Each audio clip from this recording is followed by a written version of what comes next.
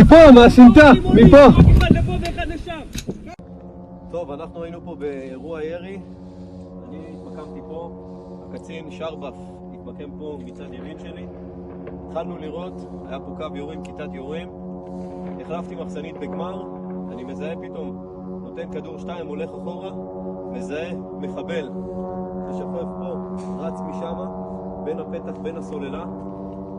ברגע שהוא רץ, אני פה יורד, מפרק חצי מחסנית, קופץ על הקצין עם הסכין, היה לו סכין פה ביד, פירקתי עליו חצי מחסנית, הוא נפל פה,